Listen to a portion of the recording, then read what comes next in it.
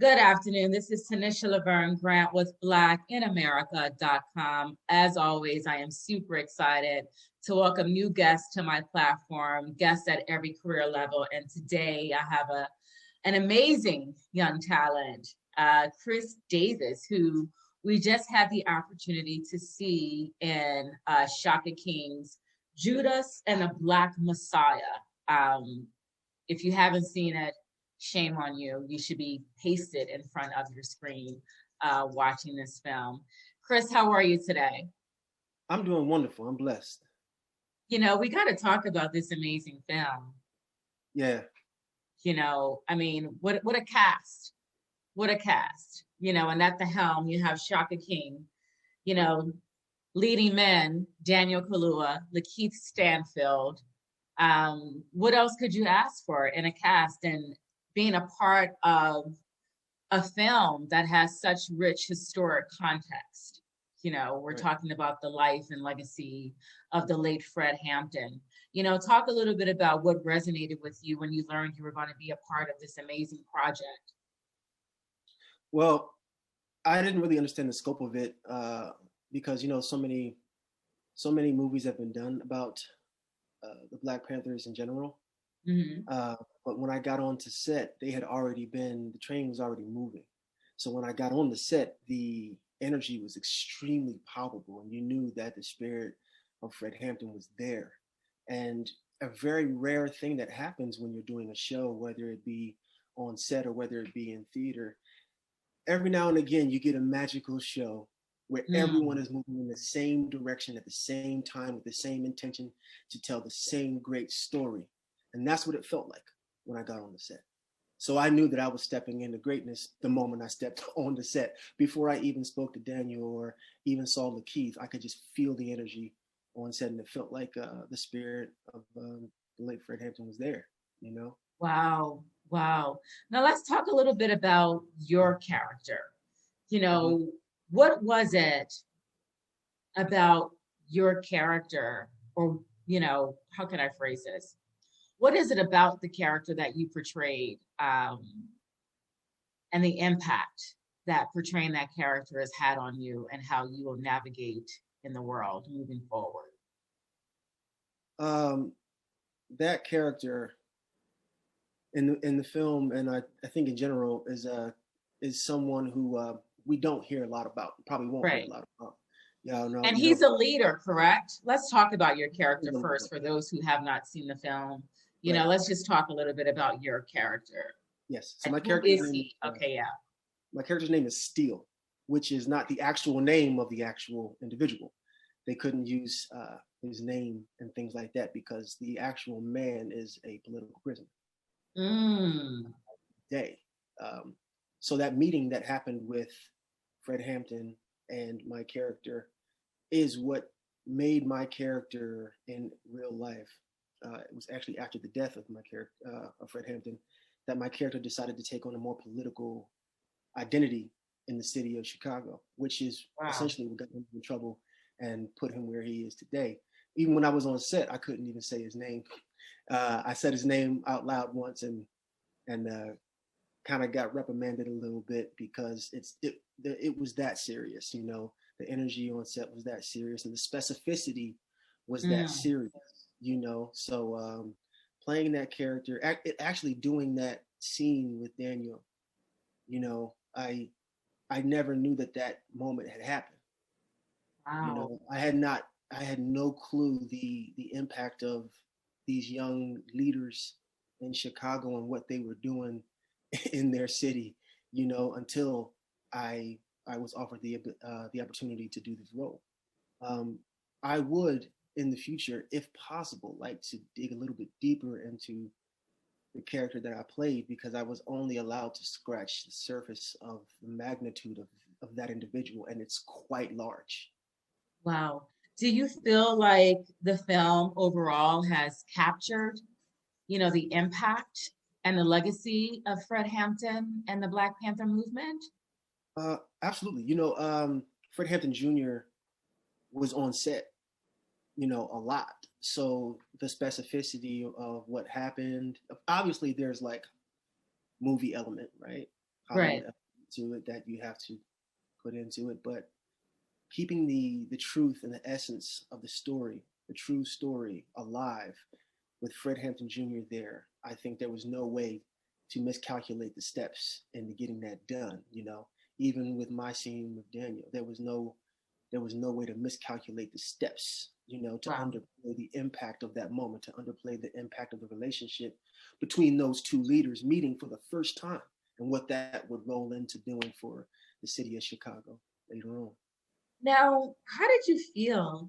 This isn't your first major production, your first major film that you've been a part of. Mm-hmm. You were also cast in Detroit a few Right. years back.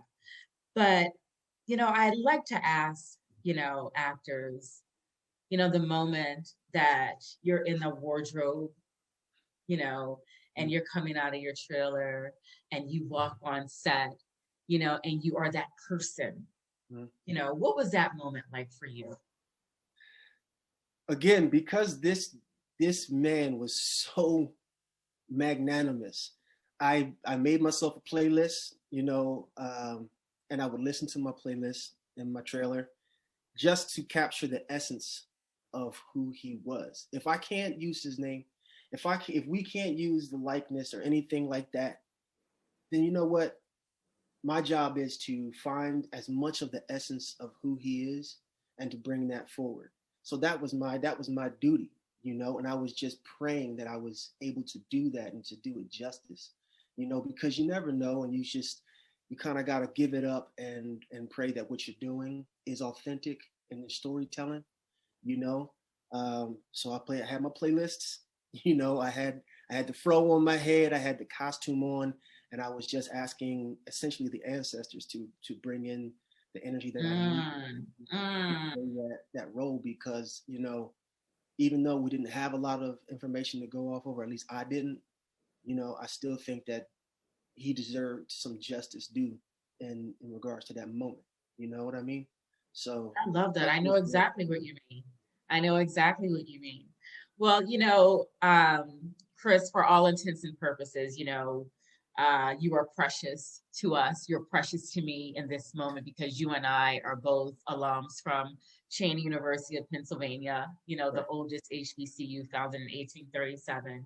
And for anyone who follows me, you guys know how I feel about my university. You know how I feel about HBCU. So it's an honor to have you on the platform today. And I just want to talk about how attending an HBCU and attending Cheyney specifically, help prepared you for a career in film, and navigating in Hollywood and providing you with history, African history, African American history, so that you Mhm. could go into a Judas and a Black Messiah and execute, to the highest level of Black excellence in that role. Let's just talk about that.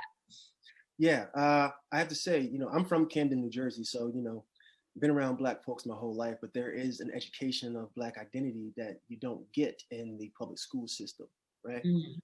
No matter how much our teachers would like to teach us more, they have their own restrictions. Now, going to Cheyney, there were no restrictions on how much information I could process.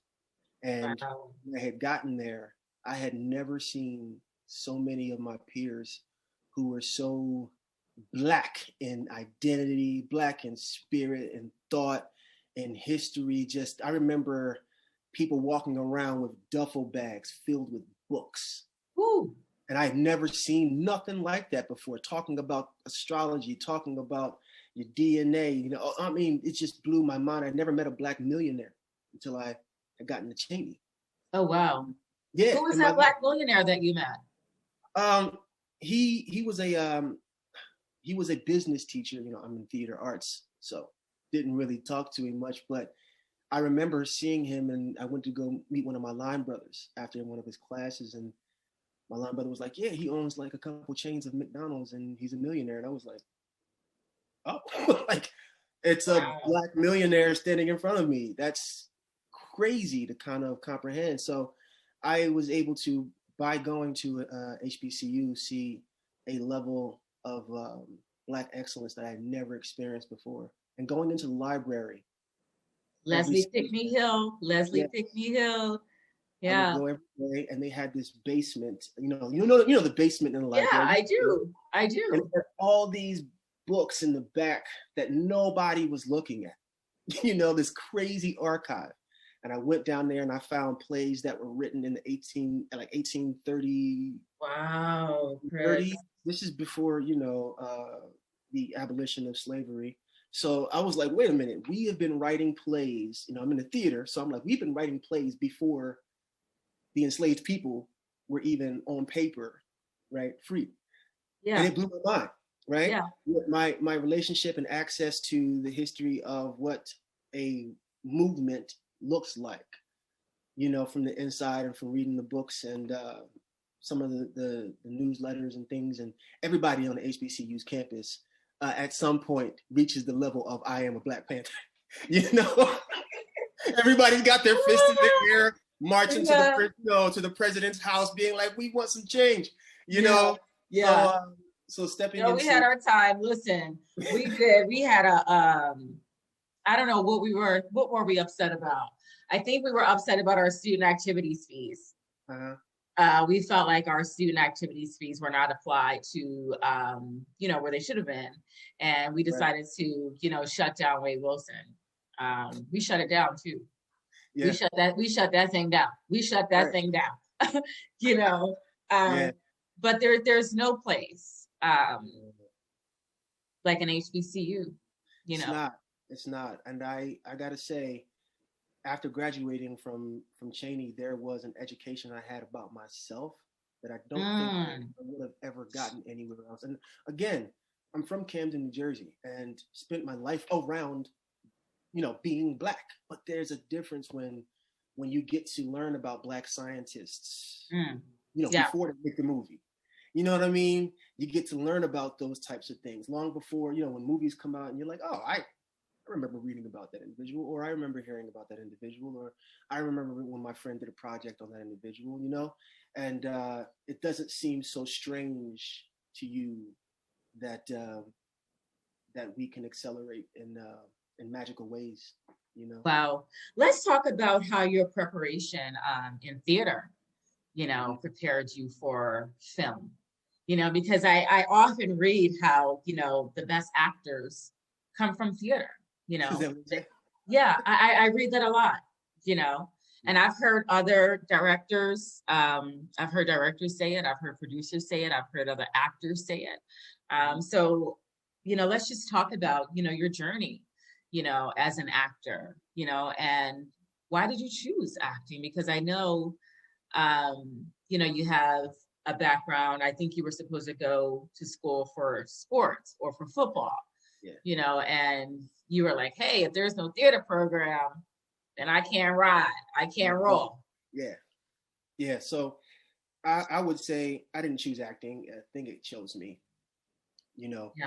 When That's how it happens. Yeah. I was very young. I wasn't even 10. I believe I was 6, right? My mom's accountant. We were watching this movie one day. I'll never forget it.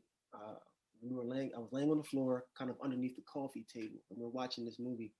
And as I'm watching the movie, I started to recite the lines that everyone was saying, and something happened to me. And that next day, I remember I walked to my mom and said, "Mom, I want to be an actress." She was like, "No, you want to be an actor." I was like, "No, I want to be an actress." And she was like, "Well, an actor is, the boy version of an actress." And I was like, "Oh, well, yeah, I want to do the thing. I want to do that, But before then, as long as I could remember, I would go into my mom's dirty clothes hamper, and I would put on like her dirty clothes, and I would come out and I would perform for my family. I would put on shows for my family. So in a way, love that it was destined for me to do it.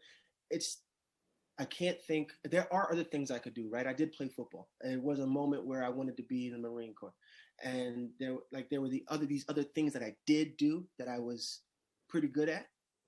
But the through line for my entire life that has never left me, that has never left my heart, that has been like a crystal beaming light for me, has always been the desire to tell stories. It never gets easy for me. It never does. It sits so deep in my bones that I can't even imagine a world where I am not telling a story. you know? Wow. Wow.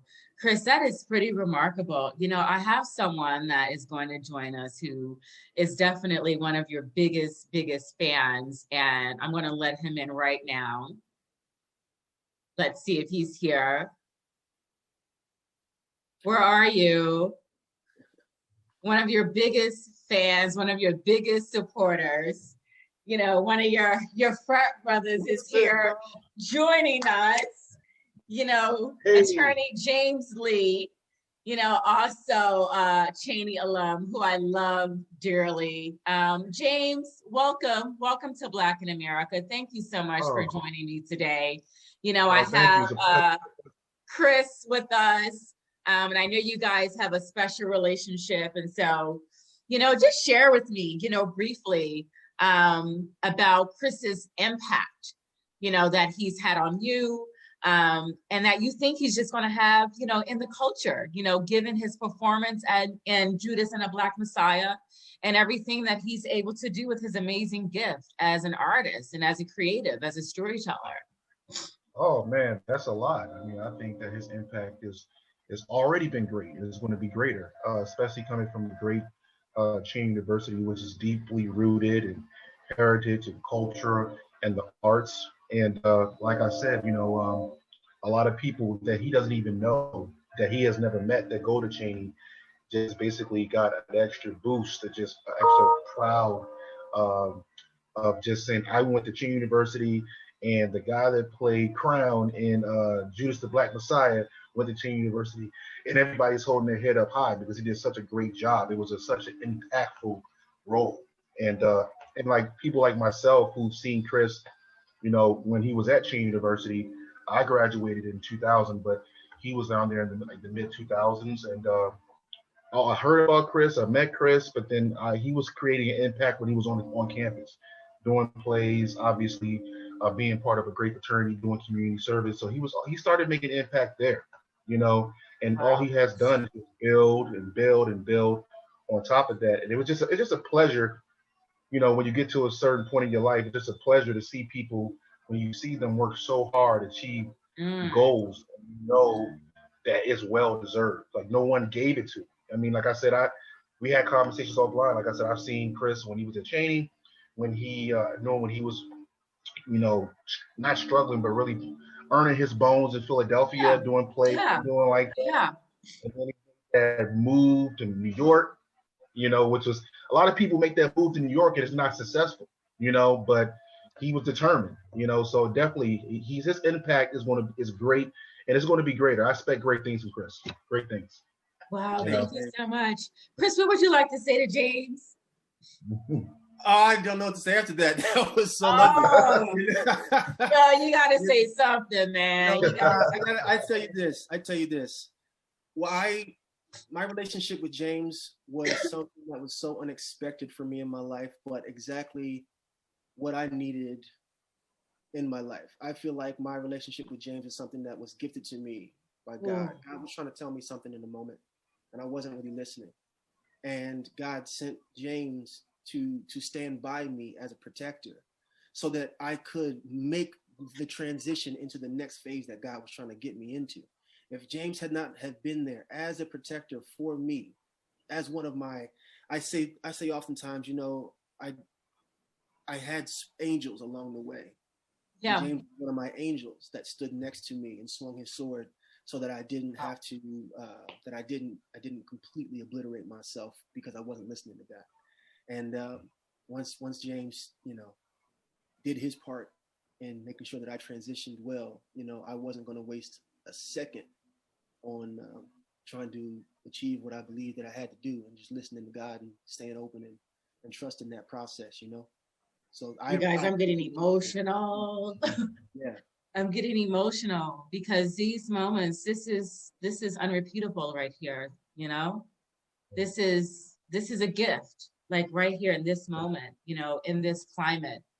You know, we're in the middle of a pandemic, and to be able to have this level of connectivity and talk about collective work and responsibility, and talk about, you know, being a part of a film that has such rich historical context, honoring Fred Hampton, honoring the Black Panther movement, honoring historical Black colleges and universities, honoring Cheyney University of Pennsylvania, the oldest HBCU, supporting people like myself, an independent Black journalist working in the Hollywood space, honoring the Divine Nine, talking about, Omega Psi Phi fraternity, all of that. Like, what a moment here.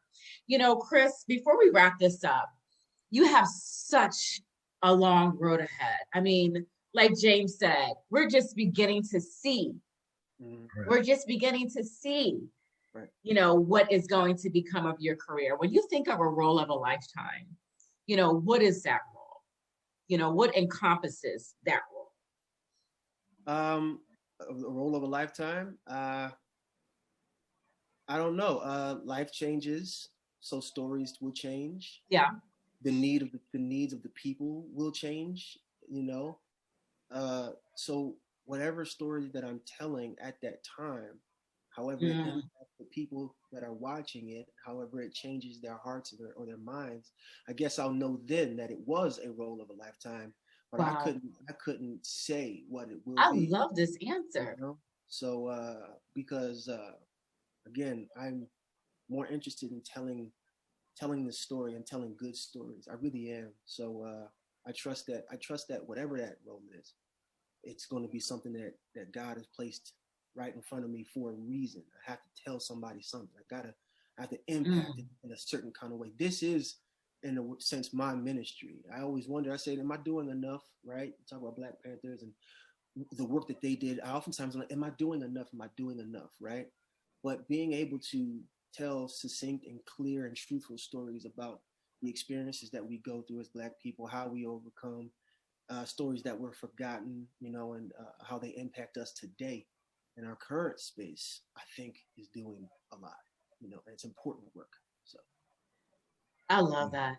I love that. Do you see yourself writing, producing, directing a film?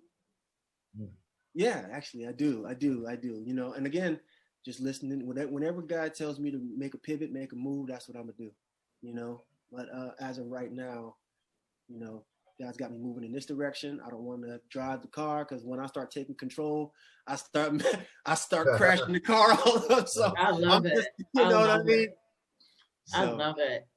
James, I'm sorry, James, Chris, you mentioned being from Camden, Camden, New Jersey. I'm from Chester, Pennsylvania.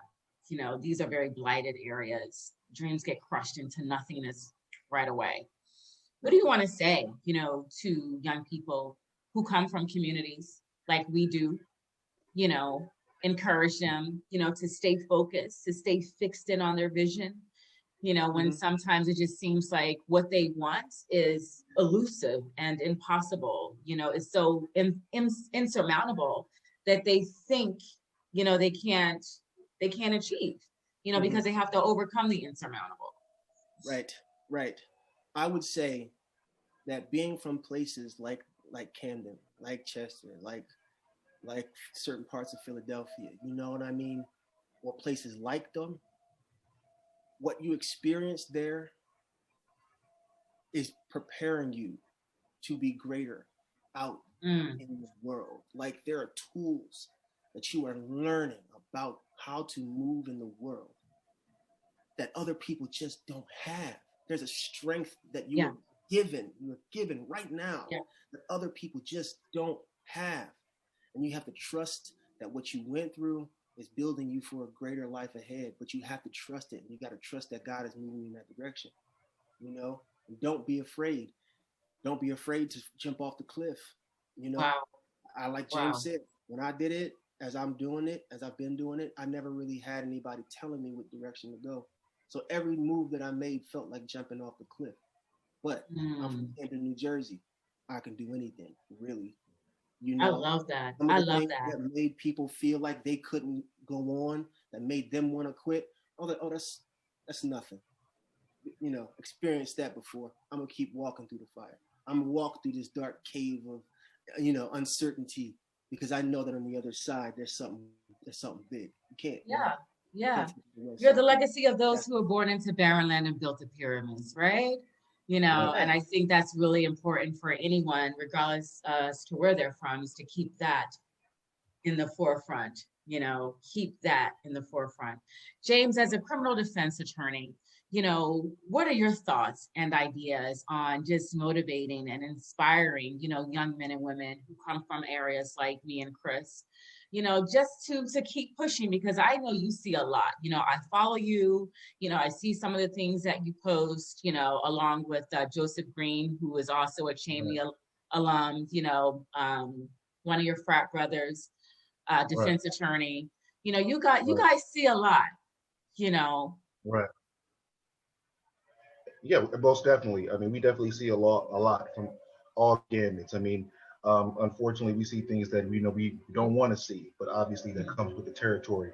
But one thing I want to say is that, and what I always try to do is a lot of cases people don't notice. I do a lot of pro bono cases because the way the system is set up is that nothing against public defenders or things of that nature because they're overworked. But I believe the way the system is set up is that when a person makes a wrong decision in a place like Camden, Chicago, Philadelphia, that they're geared towards taking a plea or pleading to a charge or making decisions that's going to affect their lives for the rest of their lives. And these are young individuals. So ultimately, I try to step in and try to do the best that I can, obviously to get them out the current situation that they're in, but also to guide them and give them advice on basically what not to do and what to do in the future. And ultimately, like Chris hit it right on the head, it's up to them. I tell them the choice is up to them how they use their situation. They can use it as a weapon or as a stepping stone to achieve great things, or they can make the left turn and go down that hill that the state is predicting that they will go. And unfortunately, sometimes people don't heed to the advice. But I would like to say most of the time, if you're able to help people, they'll take that second chance and run with it, like Chris did. And that's why it's worth. I like doing what I do because I affect change and I affect the lives of people in a different way. Everybody affects people's lives in different ways, but I like the way that I affect people's lives because I believe it's actually more permanent, gives them a second chance, and also to advise them, hey, listen, I come from the same type of situation you come from, and look how I turned out. Look how Chris turned out. Look how Tanisha turned out. You don't have to make those same decisions. There is hope. So that's kind of how I look at the situation when I represent people. Some people are lost cause, but for the most part, you can't ever give up because, like I said, the rewards is limitless. I love that. I love that. Yeah. This is my last question, you guys. I'm so sorry. I just wanted, I wish I had more time to speak with both of you.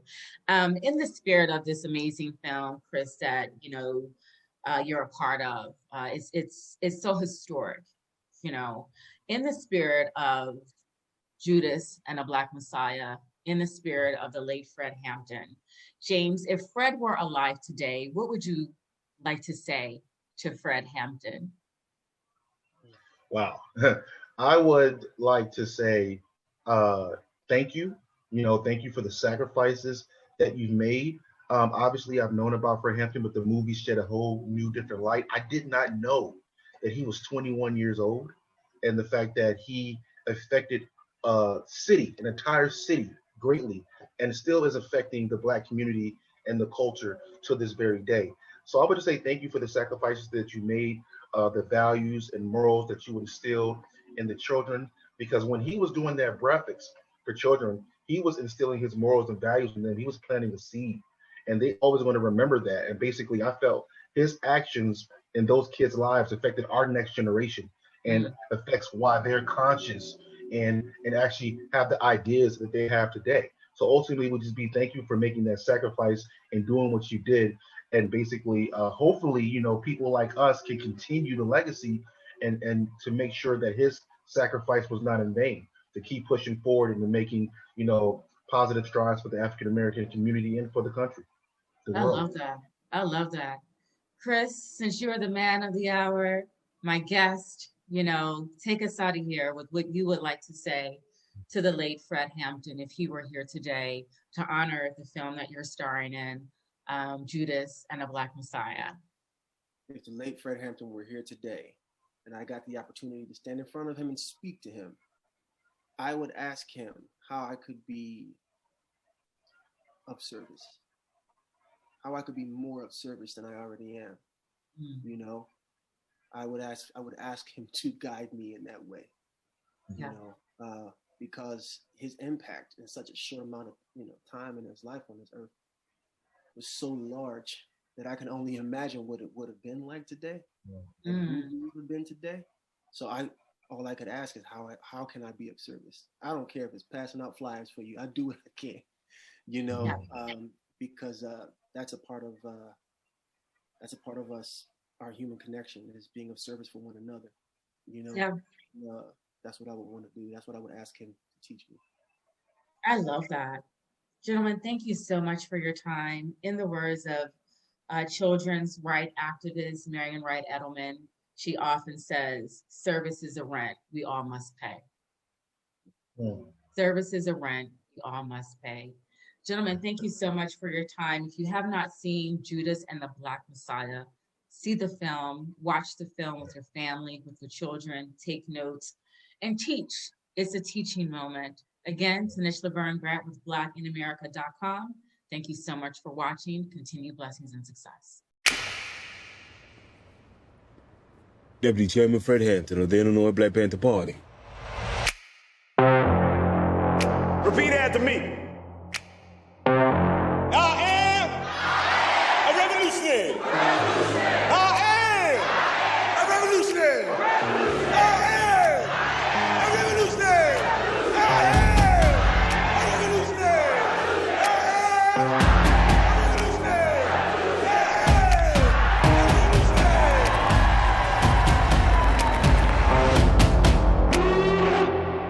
You're looking at 18 months for the stolen car, 5 years for impersonating a federal officer, or you can go home.